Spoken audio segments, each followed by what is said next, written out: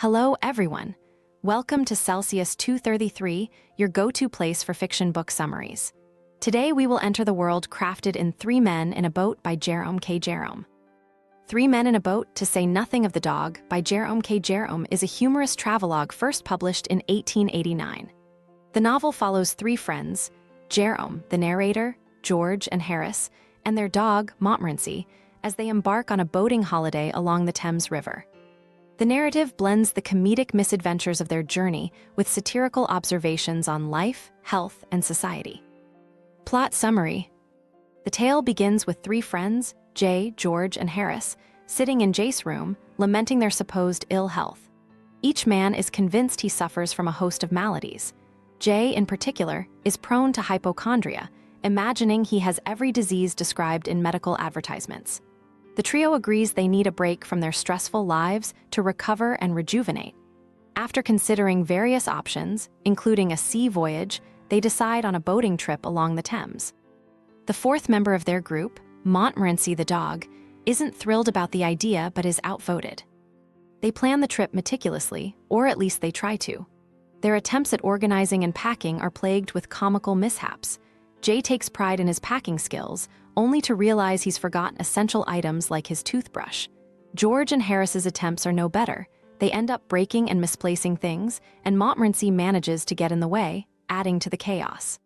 After much trial and error, they finally manage to get their gear in order and set off on their adventure. The journey begins at Kingston, and right from the start, it is clear that things are not going to go as smoothly as they hoped. The trio encounters numerous obstacles, starting with the simple act of navigating the boat. None of them are particularly skilled at rowing, and their attempts to do so are hilariously inept. They argue over who should row and who should steer, and at times, they find themselves going in circles or crashing into riverbanks.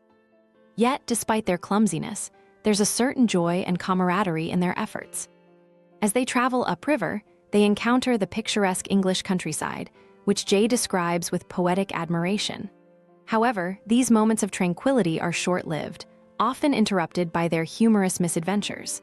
Setting up camp proves to be another challenge.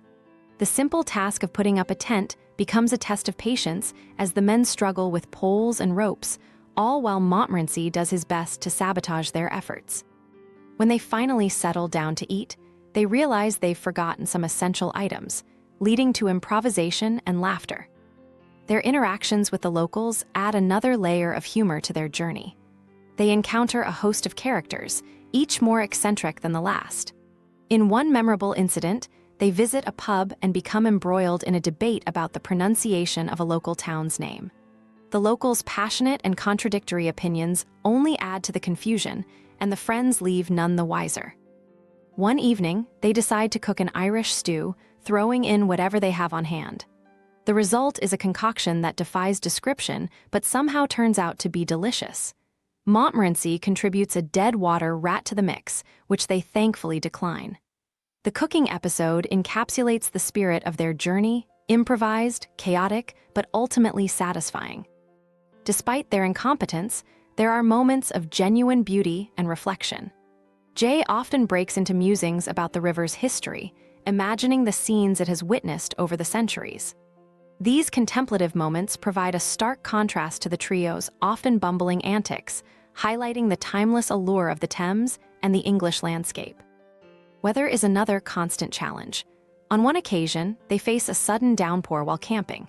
The rain turns their tent into a soggy mess, and they end up drenched and miserable. Seeking refuge in an inn, they experience the comfort of a warm meal and a dry bed, reminding them of the simple pleasures of life that are often taken for granted. The unpredictable English weather keeps them on their toes, adding an element of unpredictability to their adventure. As they continue, their initial enthusiasm for the trip begins to wane. The river, which seemed so idyllic at first, now feels like a series of endless bends and back-breaking rowing.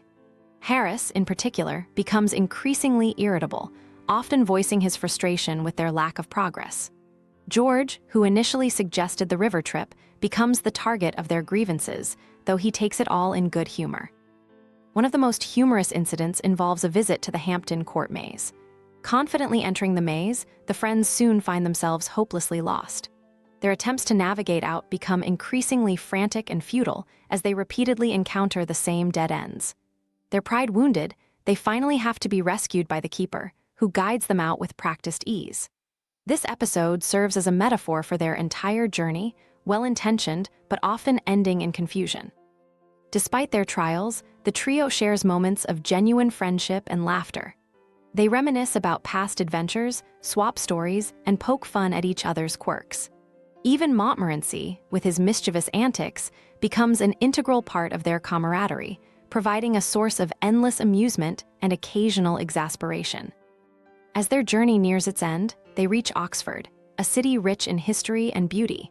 However, by this point, they are thoroughly exhausted and have had their fill of river life.